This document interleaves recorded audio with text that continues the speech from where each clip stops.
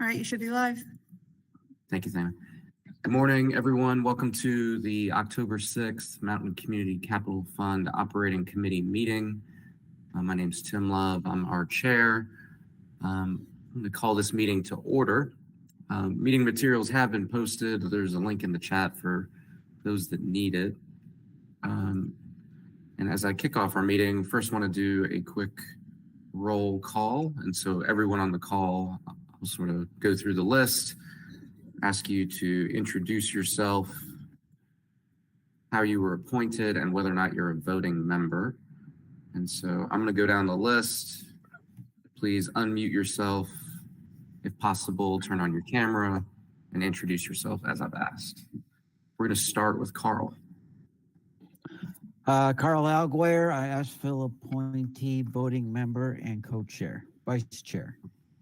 Co-chair in my book. Dee Williams. Good morning, everyone. My name is Dee Williams. I was appointed this time by the Buncombe County Commissioners, and I am a voting member. Thank you.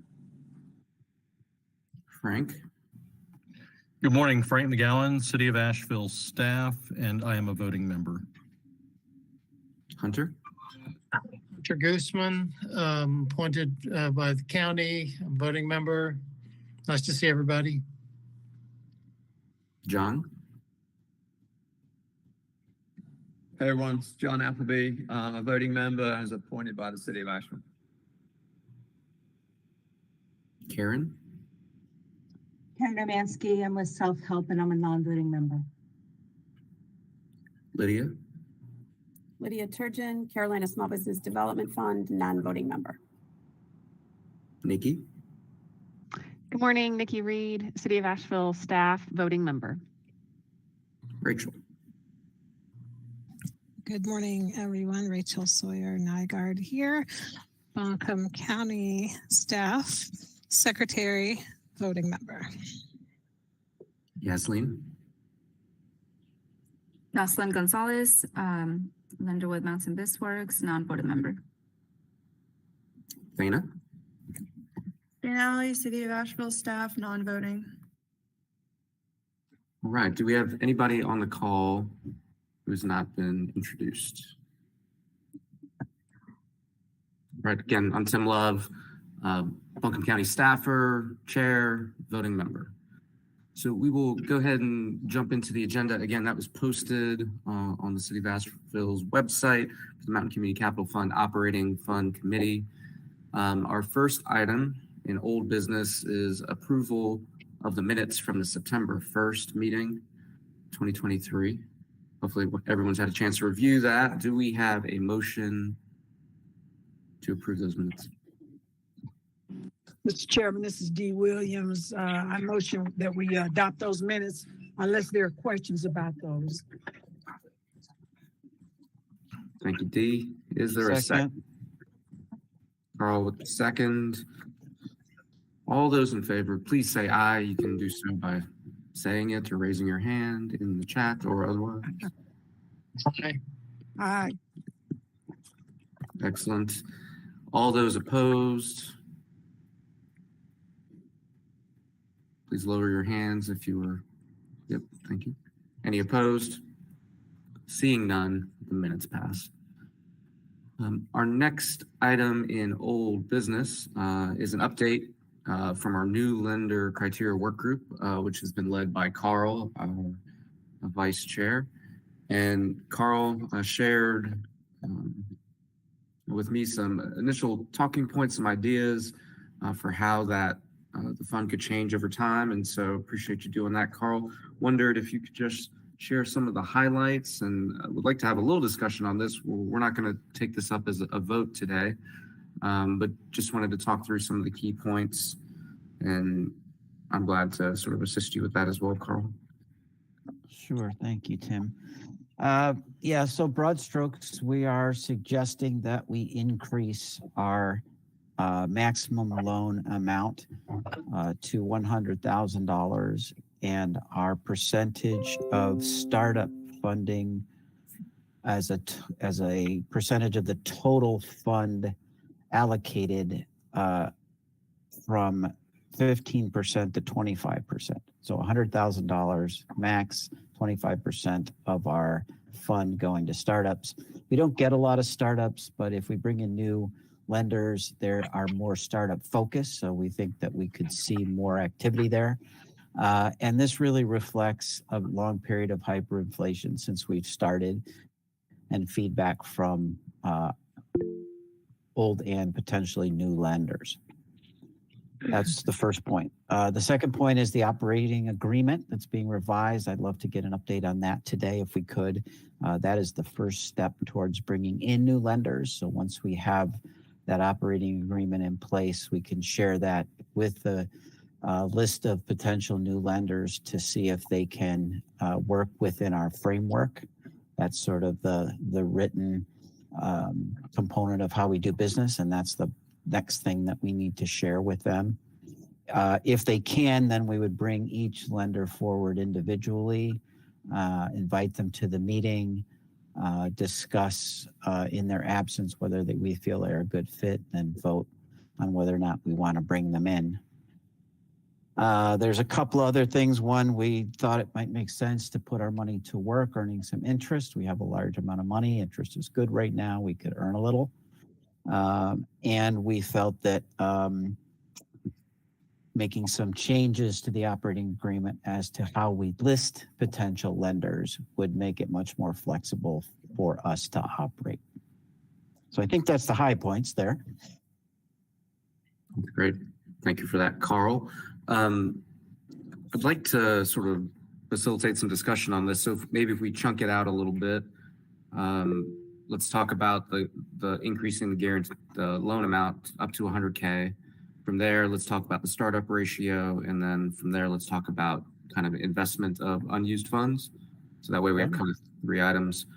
And could we talk about the status of the operating agreement? Absolutely. Let's start there. Thank you. So operating agreement, Frank or Nikki, do y'all want to provide an update from the city side? At this point, we're waiting for feedback from your legal on the changes that county legal has made.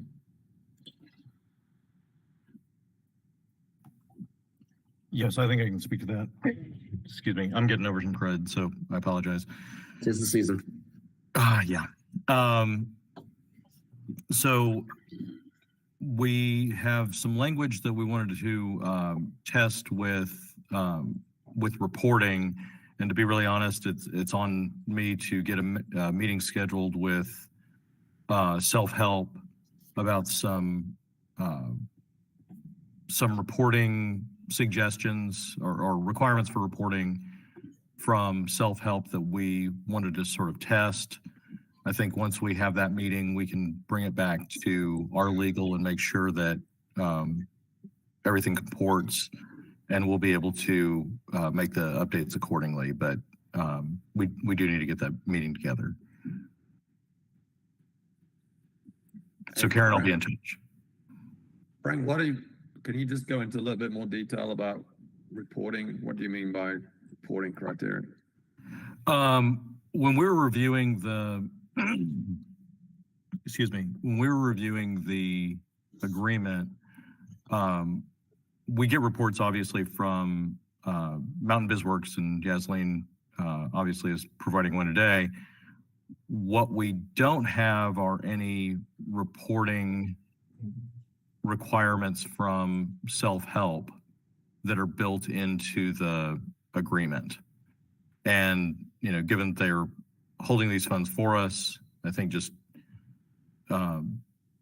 overall sort of status updates of the fund, where it stands, what our loan volume is, that sort of thing. Or not loan volume,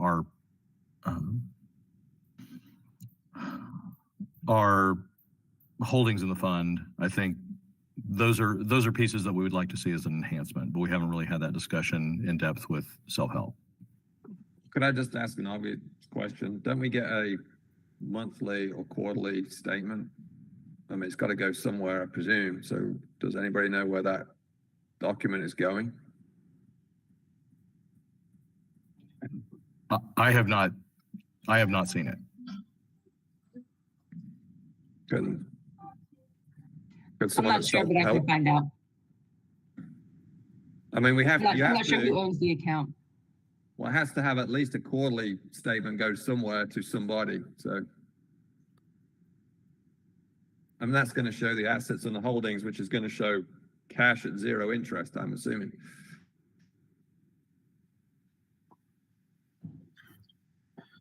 I'm in favor of putting it on the same cadence as our other quarterly reporting for the board or for the operating committee.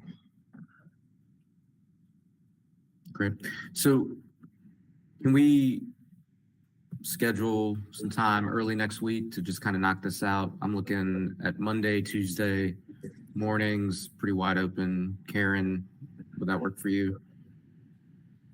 Sorry to schedule on the fly, but let's get it done. No, I'm out Tuesday. Monday could work, Monday morning. I'm not sure that, I need to find out today sort of who owns the account, like where those statements go. So I'm not sure I'll have that answer by Monday morning. I hopefully will, but we can schedule it for Monday morning and I can let you know if that's not the case. Does that work for you, Frank? Cool. I'll send out a meeting invite. All right, so that was the operating committee item. Next up, I'd like, unless there's strong feelings, I'd like to propose that we talk about the increasing the maximum. Does anybody have discussion on that? Ms. D, I saw you had your hand raised at some point. Was there something you wanted to chime in? Sorry, that was a question that I had about the terms of the loan and also the valuation of assets, which relates to term a lot of times. Sometimes it's beyond 7 years. And I guess I'm just used to assets which are probably valued at 50% or whatever their cost was, or even less than that, being carried for a term of 10 years. Is that something, I guess I'm looking at the fact that it's probably done to facilitate the loan in terms of ease of structure and payback for the client. But from a practical standpoint, anything beyond 7 years for operating capital, unless real estate is securing it to 10, just sort of bothers me. So I'm just looking for an answer to that, because we've got more than a couple of loans that go beyond the 7-year term. Is there any rationale for that other than the one that I've just posed?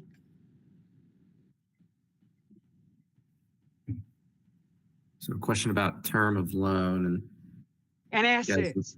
Yeah, the 10-year thing is what I'm wondering about. I'm gonna table that for just a second, Dee. I'm gonna That's ask fine. Yep. Sure. Yeah, I'll ask Yasleen to kind of speak to that later. So back to guaranteed amount, we're currently at about $70,000 as our max.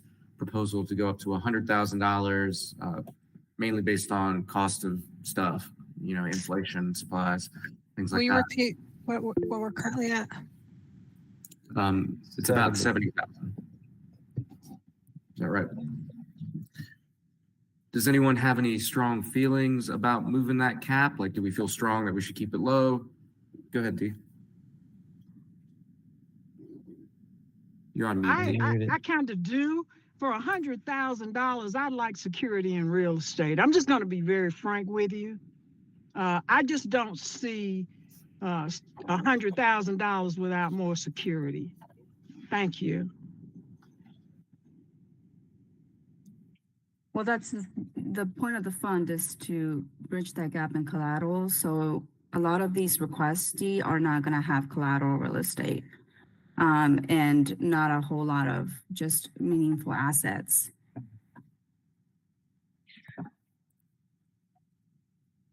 I guess my thing is that what is the goal of this loan pool? Is it to keep bringing in clients, or is it to make them marketable so that they go out into the commercial environment? Is it a bridge, or is it permanency? Is it a incubation system, or is it permanency, a permanent lender to growing even beyond the initial phase or the hardship phase? That comes down to that philosophy for somebody like me. What is the purpose of it? Thank you. Thank you, Dee. Hunter, I saw you had your hand raised. Yeah, when it comes down to equipment purchases, the cost of equipment purchases is significant. And so increasing the fund to support things like that equipment purchase, which will ultimately go to supporting the company's cash flow opportunities, I think that's really part of the need for the increase. And I do appreciate the additional security comments by you, Dee, but I really think that just the cost of buying and obtaining equipment that will go to the long-term cash flow support of organizations is this increase would well support that. Thank you, Hunter. Nikki, go ahead.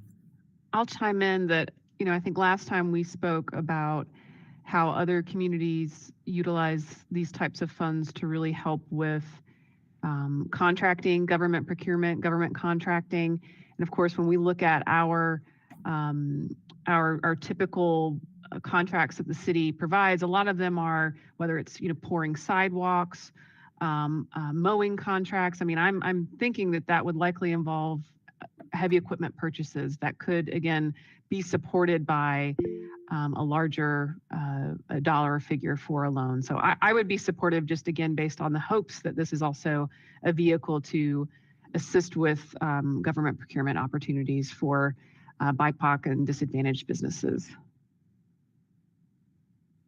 Thank you, Nikki. Dee? You're muted. I was just going to say that, basically it's up to this committee, and I have poured sidewalks. And let's not conflate the issue with Black-owned, specifically that I know of, Black-owned businesses, is that they don't have the know-how to even bid. It's not the equipment. It's not really that. But, I can go along with whatever y'all want. It doesn't matter to me. But that's just from the thing of the fact that most of them are not able to access the contracts for lack of know-how. So thank y'all. And, whatever you want is cool. Thank you. Thank you, Dee. Go ahead, Rachel. I have less expertise in some of the lending components than a lot of the other folks in the committee, and would also go along with what the overall group thinks. I do notice that we're proposing to increase the maximum loan guarantee amount and also proposing to increase the proportion or percentage of startups within our portfolio at the same time. So I guess I would ask Carl and the team if you had conversation about that. Would we see these higher loan amounts going to startups? Well, that's a very good question. Thank you, Rachel. We don't know. We don't really get that much startup business. Very little. But the other potential lenders are much more startup focused. So we think that we would. And, I think Dee raises a great point about the stability and security of these loans. But, with our charter, what we're really trying to do is make loans to people who can't get them. And that, they are under collateralized. They are long-term. They are favorable terms. But if you look at our success to date, we can handle some risk. And that in order to put this money to work, it looks like we need to expand not only how much, and Yaslin's made this point very clearly, as have other lenders, that, in this day and age, 100 is 50, after we've had this run up. And so I do think that with a higher amount and a higher startup risk profile, we do put ourselves at higher risk. I don't think there's any question about that. But I also feel like we have the ability to manage this fund as these deals come forward. The problem is they're not coming forward. Yeah, so I don't know if that answers your question. Thank you. It's great, Carl. Appreciate the sentiment. And just for the record, Yaslin will walk through the quarterly report today, and we'll see, to Carl's point, we have no we've only had one default to date, and so that's a pretty strong record. Hunter, you had your hand raised. Yeah, I'm curious if the reason for this request is just normal cost increases that we all have been experiencing or are aware of, or has there been any specific overall increase in requests that have been higher that is behind this request to increase the fund amount or the per loan amount?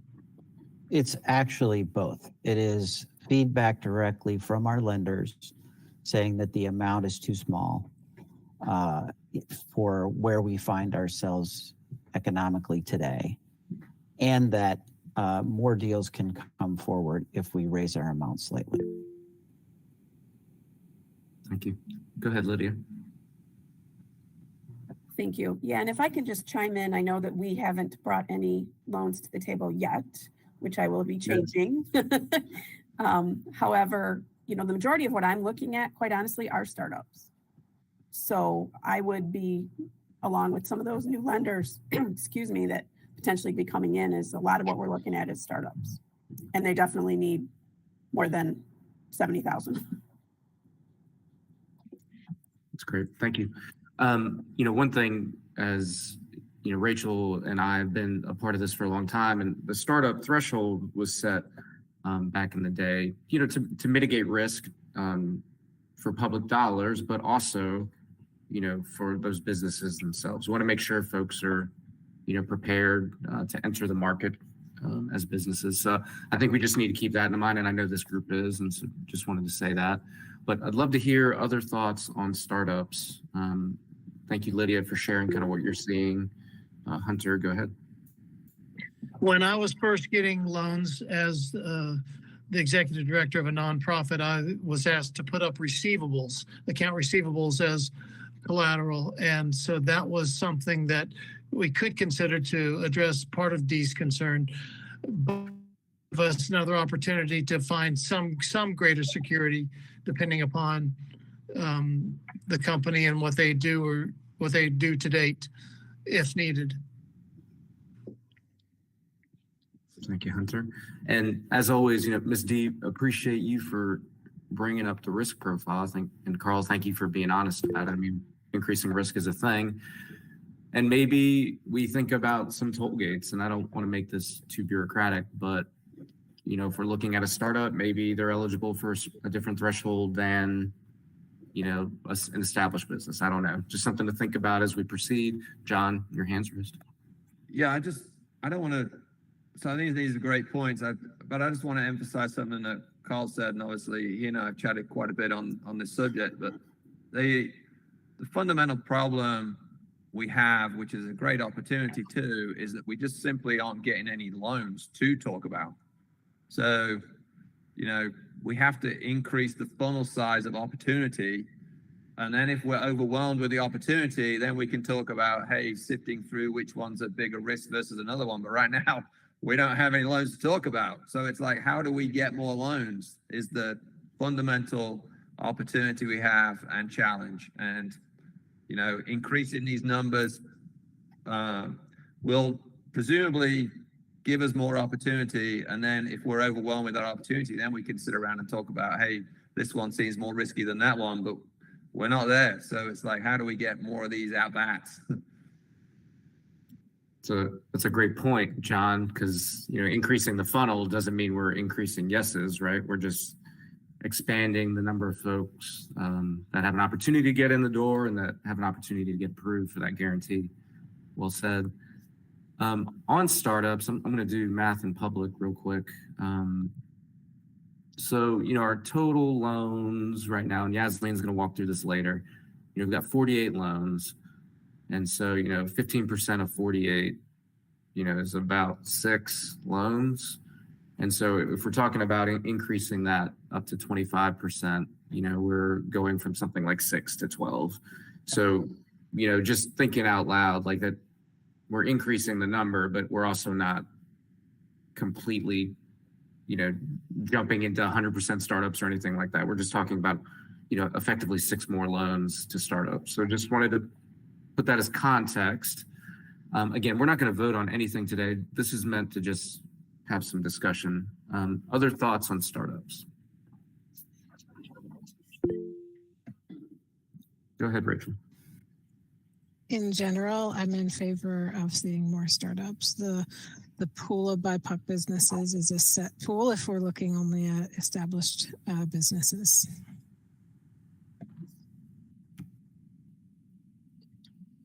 I would concur with that. And, we have some anecdotal feedback that access to capital is a challenge for MWBE businesses locally, and that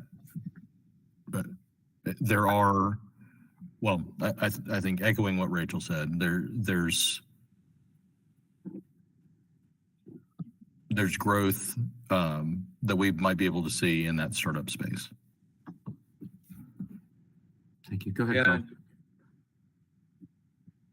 Or John. Yeah, I just think Tim raised a really good notion too that we could consider is we don't have to treat them in tandem. We could certainly talk about a loan increase, and we could talk about a potential increase in startups having a different threshold. I think that's reasonable.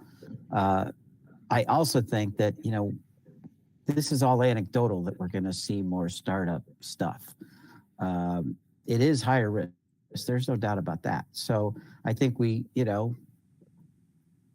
also limited in the criteria that we can apply to the lender bringing forward these loans as a public entity. So I think we are in a bit of a conundrum about if we want to be more stringent or rigorous around startups, how do we actually do that?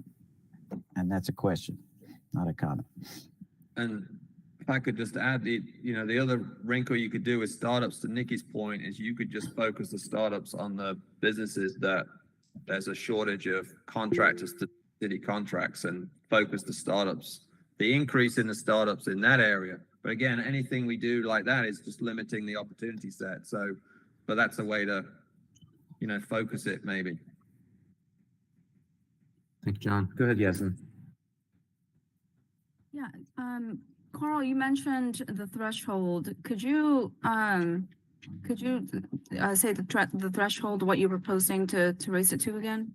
100,000 Oh, the startup percentage, I'm sorry. from 15 to 25. So,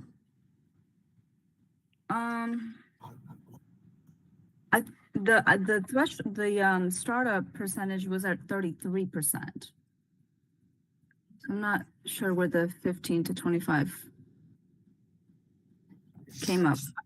I recall there being a threshold in our first year or two, and then a threshold beyond that. I wonder if that's where the confusion is And I coming from.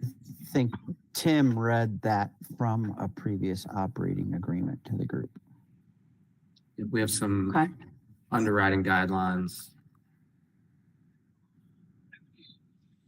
And also I had, in the agreement, it says that after a year of consistent payments from the business, if say that they were a startup, then they graduate out of that status. So I think that's also something that we should take into account, because that would change our percentage quite a bit. Yeah, I Absolutely. think that's a great point. Yeah. Absolutely. Just like the loan guarantee amount should change every time there's a payment, and every time a business graduates. I would agree. Good deal. So some good discussion. I think, Yaslin, to put you on the spot, but in general, I mean, Mountain Biz Works, obviously, you're bringing loans that look favorable, before us. I mean, you're taking some risk, but you're not just, willy-nilly or whatever. Can you talk a little bit about how, a startup may or may not be viewed differently than a business with more experience, just from the underwriting perspective?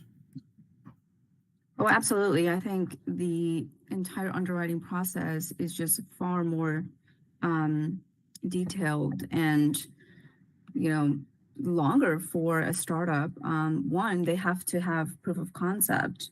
So we often work with coaches one-on-one. They have to work one-on-one, and the operator experience has to be, great in order for us to feel comfortable with the loan there. So they clearly have to have experience. Not only that, but the numbers have to make sense. And it's not just creating financial projections, it's finding the data behind those numbers and finding the rationale of whatever revenue they're projecting. So I think they definitely face a lot more scrutiny than our existing businesses because they don't have that proof of concept just yet.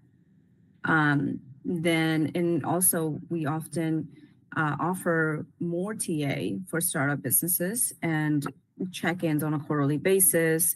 And they have the option to be with a long-term coach, which we pair them with. They can check in with the coach. The coach then checks in with the lender if they see that's anything wrong.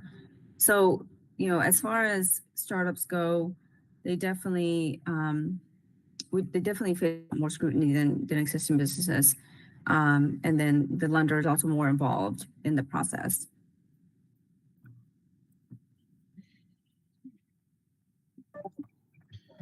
That, Yazzie. Good deal. So any other questions on startup ratios? And we're fact checking our documents to make sure we're all on the same page with the percentages. Any other comments on that? All right, the other big item, and Karen, this may take some research, and we haven't asked you to do this research, so you can punt. Carl has suggested putting our cash balance in a money market fund, yes, so that it's interest earning. Any initial thoughts on that?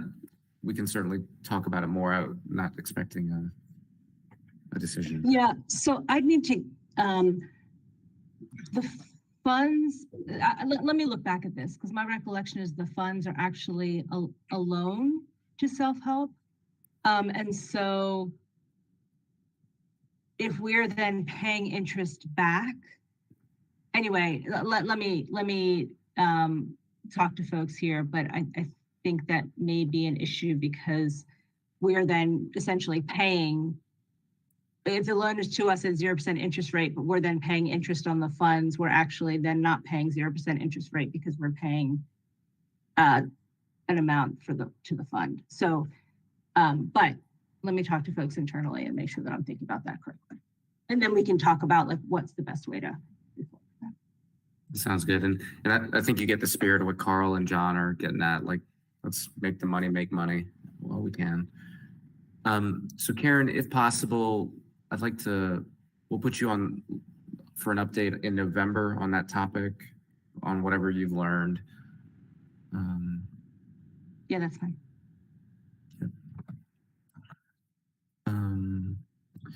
So then what I would suggest, and I'm open to y'all's thoughts on this, the way that any changes of this nature would work, we would need some type of vote from this operating committee to make a substantive change where we're changing thresholds, and ultimately that would go into our, services and duties agreement, which would then need to be approved by the elected bodies that originally approved it. So this group would be making a recommendation. There would be an edit into a document that would then be approved formally at the city council and county commission level. So that would kind of be our process. So it'll be it's a little bureaucratic, but that's the nature of this work. So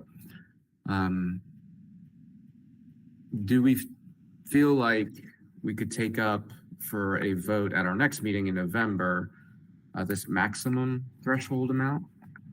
Or do we feel like we need additional discussion? If you need additional discussion, you should raise your hand, tell me now. Okay. Okay.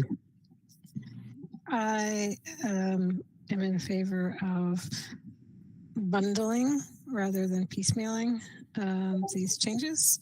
It feels like we've been trying to edit our documents for a long time. I keep losing sight of which one, the duties and services agreement, or the operating committee rules of procedure, or the underwriting guidelines, which one holds which rules and which one we have the authority to update and which one the elected bodies have the authority to update.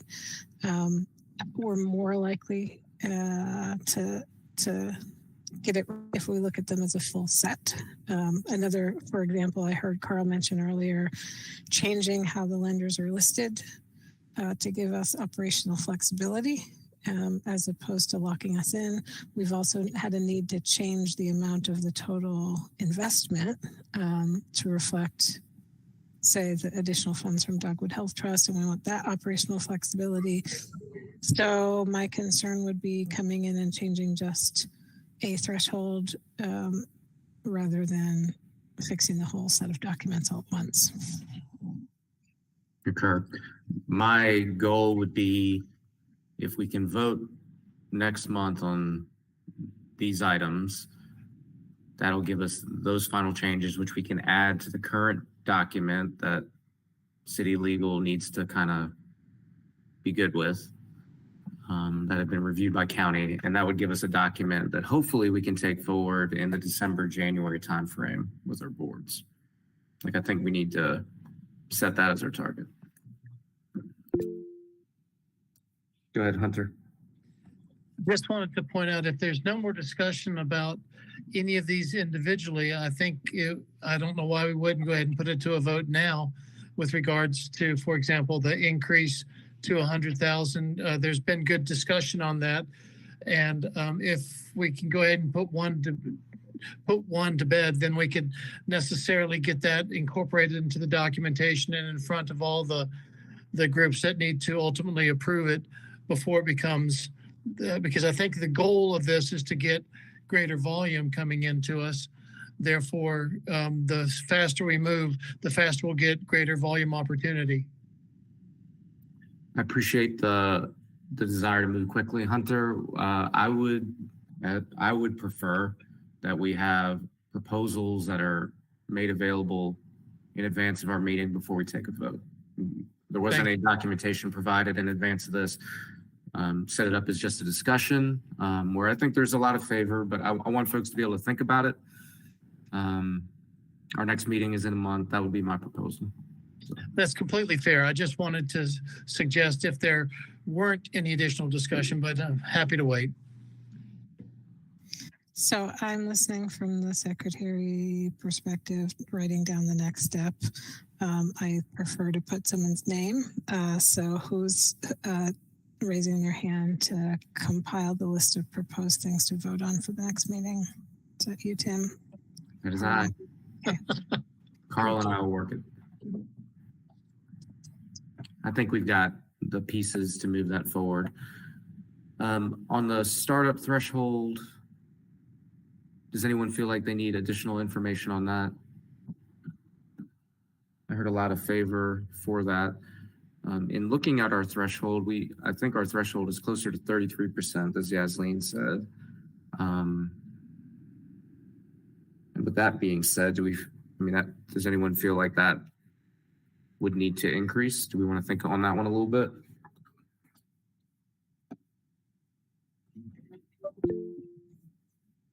Go ahead, Carl.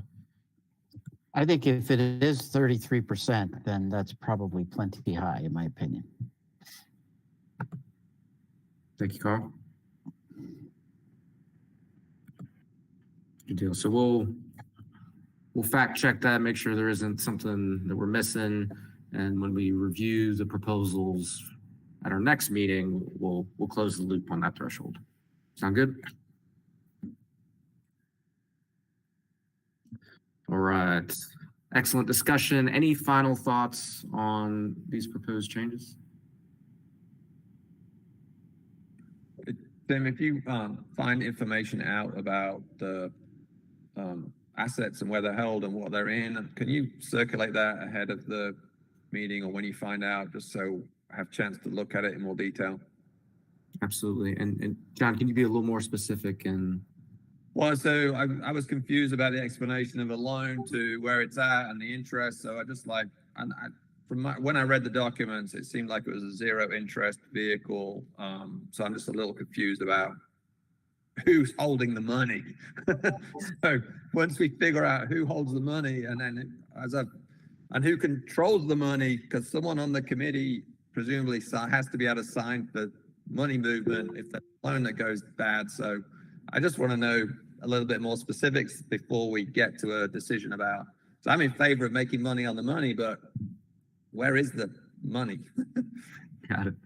Yep. And Karen, I think that'll be a key item for you. And maybe if we can just document in bullets, kind of that process so we can share it next time. That'd be great. D. Williams. Tim, is there some sort of residual fee that accrues to this loan pool? It's a nominal amount of like maybe a fraction of a percentage that was in the original operating documents that we never really attributed to ourselves or to income or whatever. Isn't that stated somewhere in the operating agreement initially, or is it still there? Or we just pretty much cast that aside? Yeah, there is an admin fee. Yeah. That's correct.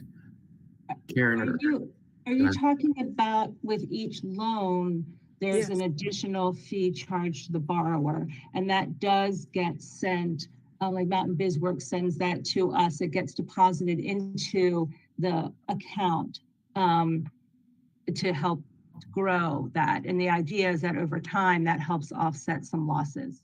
Is that attributable to MCCF though? There was mentioning of an amount. Is that the amount? It was not a loan fee. I thought maybe that there was a very small amount, but it's not. Is that what you're saying? That were in the original documents that were to accrue back to MCCF or is that the amount that you're speaking of per se? Is that pretty much in this committee, and there's no residual at all as far as MCCF as far as this residual. Is that correct? Is that pretty much it? Let me go back and look at the documents just to make sure that I'm not forgetting something that you're talking about. So I'll do that before the next meeting. Check that. Thank you. Thank you, Karen. And thank you, Dee. All right, y'all. That was healthy discussion on our new lender criteria work group recommendations. Just to kind of wrap it up, we'll be bringing to a vote the maximum amount of a loan at our next meeting. We'll close the loop on startup thresholds and potentially vote on that if we're not already at in excess of the recommendation. And then we'll hear some additional information from Karen and self-help on where the funds sit and how a money market could or could not be utilized as an example. Our next item is to hear from Yaslin. And so this item, and just a quick note, we didn't say it, but there's no loans for consideration today. So the remainder of this meeting will be spent on this topic and any public comment or open discussion. Our cue for this, so we do a quarterly review of the demographics of the loan portfolio that was sent out in advance of the meeting. But specifically wanted Yaslin to review this, but then us as a team discuss any engagement strategies if we think those are necessary. And those could be around, the demographics of our loan pool. And so really looking for thoughts from the group. That's not Yaslin's to inform us. It's for us to talk about strategies to kind of get the word out and increase the funnel, if you will. So Yaslin, it's all you. Thank you, Tim. Let me share my screen.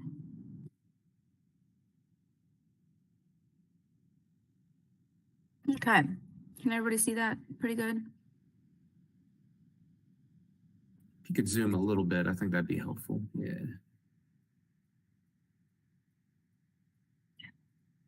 Great. Excellent. Well, so this is as of 9:30, so end of the third quarter. So we've got new loans this quarter were 5. So 3 of those were below the $50,000 threshold. So we approved those in-house. And then 2 of them we came to the council for approval over the last 3 months. So total loan count goes up to 53. Over the life of the fund, we've lent a little over $2 million. In MCCF net of any refis was at 1.9, and total guarantee used at origination with the loans 1.7.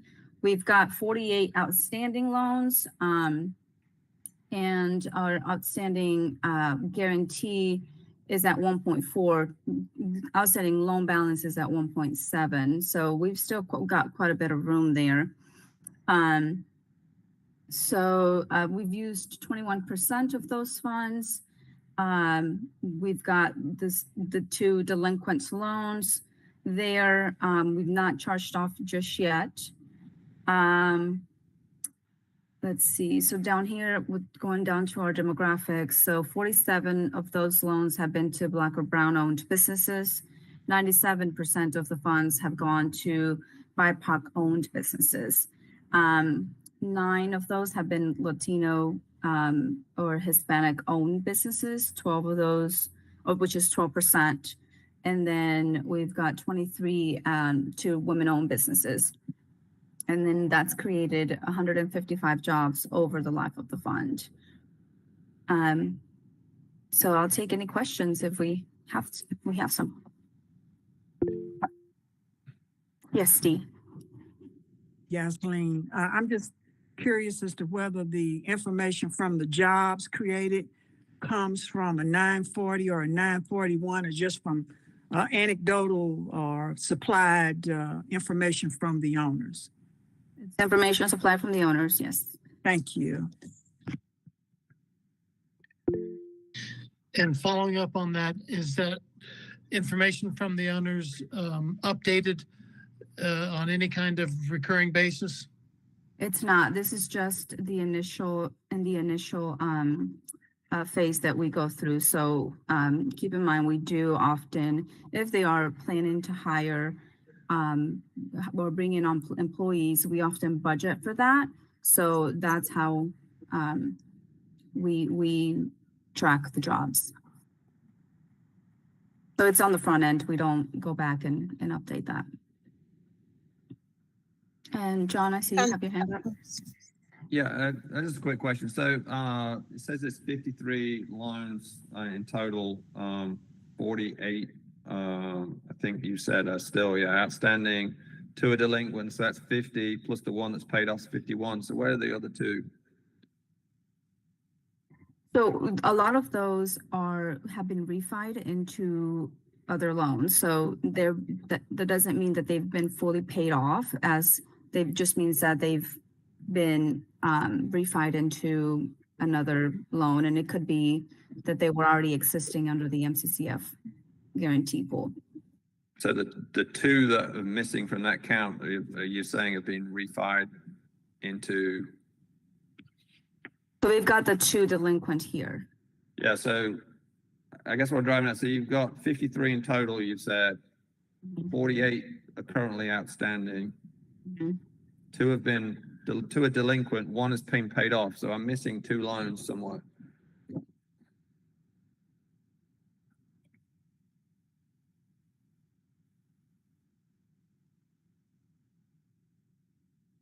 Not sure. I have to go back and double check on that.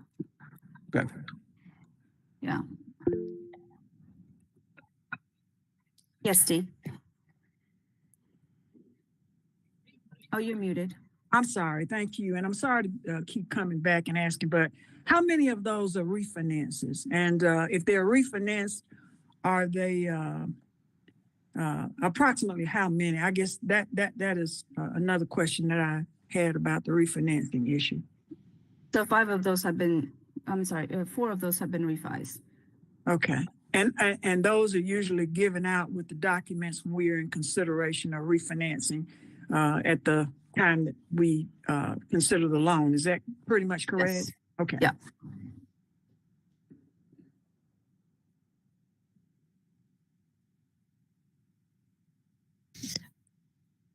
Just quick clarification.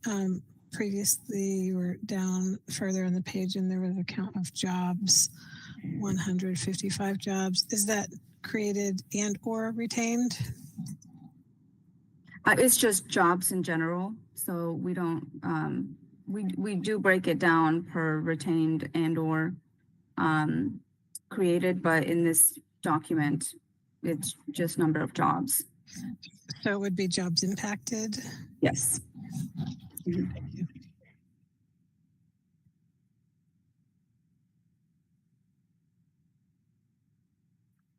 All right, y'all. Yasmin, thank you for sharing. So our charge for this action item was to sort of review the current metrics, which I will continue to say like are awesome, right? 53 loans, 97 to black and brown, 97% to black and brown businesses. It's exactly what we're here to do. So just want to underscore that. Only 2 that had defaulted at this point. Really exciting. 150 new jobs in our community. Pretty good stuff. So we'll say that. We'll ask, we still have a balance, potential of almost $1.7 million, I believe, that we could sort of tap into. And the question that always comes up is how do we engage further? And so Dee, Rachel, I see your hands are up, so feel free. Dee, you're on mute. I didn't really mean to raise my hand on that. I meant to lower it, but one of the things that I guess based on the data that I'm getting from the existing providers is that, and also from the city of Asheville's procurement and contracting departments, and also Buncombe counties, is the fact that we have a large number of minority entrepreneurs, particularly those who are Black, who are not able or cannot bid on these procurements. They don't have the technical know-how. And so I guess my thing is that if we could get some competent technical assistance to assist them, that would change. Those numbers would go up dramatically, especially if the city and the county are looking to legitimately stand up Richmond versus Croson in race-conscious procurement and contracting, which is the whole point of any disparity study. So that's just been, I guess, a sticking point for me for the last 20 years, since I was a city contractor. There were some of us who were required to go to engineering school, for instance, for highway work, and who were mentored by the largest highway contractors in the country. But that is no longer a plausible thing. So we're seeing the Minority Business Development Center went away. And as a result, the contracting base went away too, because we were able to comply. I'm just wondering if there is any plan to, or another methodology to replicate that so that we can have some real dollar volume, some real economic development from these groups. Is there anything out there? Because the data I'm getting back says, and I admire Mountain Biz Cap and self-help and all of those, but that data is coming back pretty non-responsive too. So that's just my question. Thank you.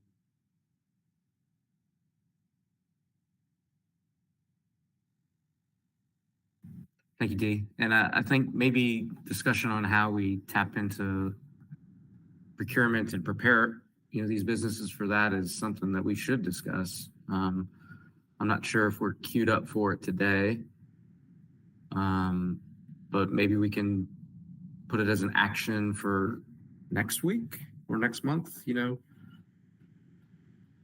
Are there thoughts on that? Well, Nikki's mentioned a couple of times that there's a lack of companies to go get bids from. So what would be cool is if there's a list of all contractors there's a shortage of, because that would spur some effort, I would think. but I don't know if such a list exists of where they're struggling to find sidewalks or whatever it is, if whether there's a gap or some document that's published somewhere.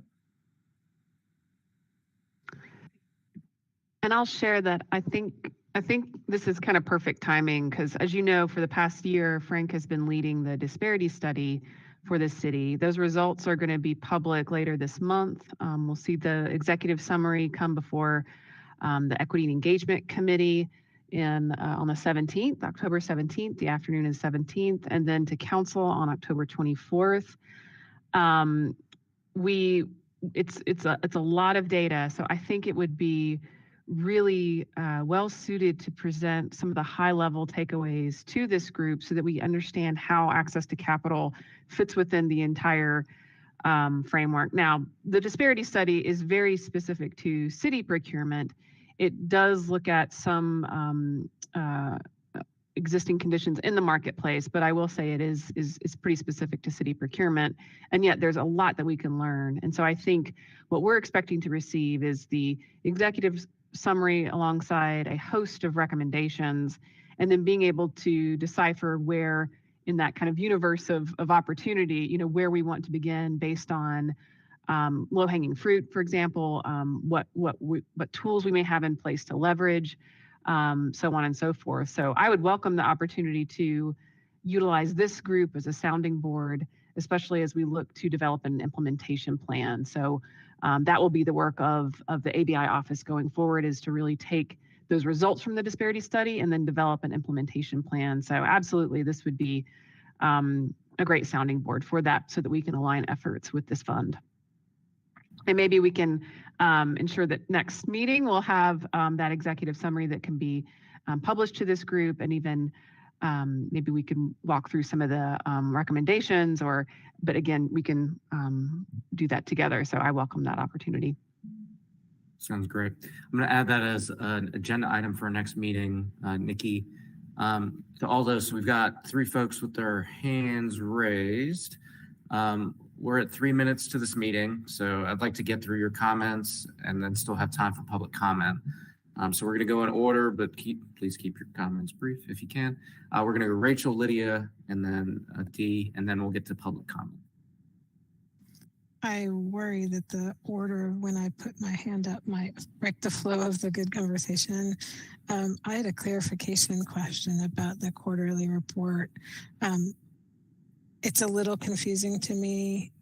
There's an orange highlighted line that says 21% of our available guarantee funds are utilized. I'm trying to do the math and figure out how much is available. And it looks like it's just north of $1.6 million available guarantee. I got there by subtracting that 3 million figure from backing out the line that says outstanding guarantee. I think that would be a useful item, Yasleen, to make more clear on future reports.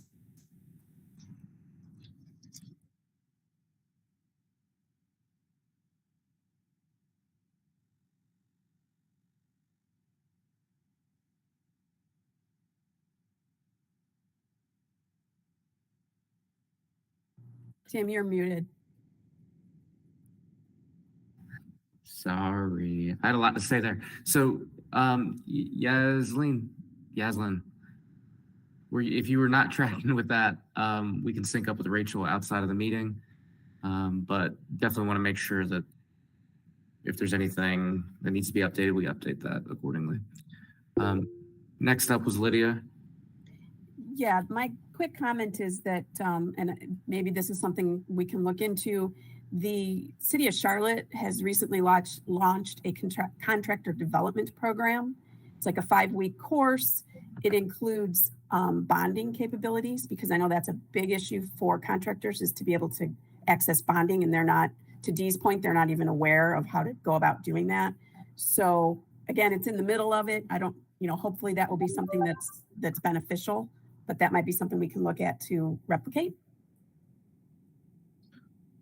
That's a great suggestion. Thank you for bringing that to the table. Could we, not for the next meeting, but for a subsequent meeting, ask you to bring forward some type of summary, materials, or just share it via email with me and I'll get it to the group? Absolutely. Yeah, that'd be great. All right. I don't see any hands raised, so I'm going to assume that all our questions are resolved for the moment. Appreciate the great discussion today, y'all. Yaslin, go ahead. Oh, I just wanted to clarify, I put it in the chat, but just to on John's question that he had about the other loans. So the delinquent loans are still showing as an outstanding balance. So that leaves 5 loans being fully paid or refinanced.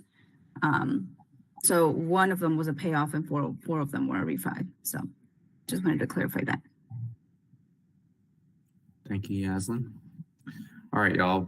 We're at 10:31, a minute over. Thana, do we have anybody for public comment? No, there's no public comment in the queue. Thank you, Thana. Well, again, appreciate all of the discussion. I feel like recently with Carl and John and others, we've really been queuing up some forward progress on this. And, you know, in our next meeting, we'll bring some of that to closure with some of these recommendations, hopefully. So appreciate everyone's engagement and trying to think on like how we expand small businesses in our community, in particular, those that are historically disadvantaged. So thank you all very much. I'm going to call this meeting to close. I hope everyone has a great weekend. Enjoy the weather. We need rain. If you can make that happen, please. So y'all have a great weekend. Thanks.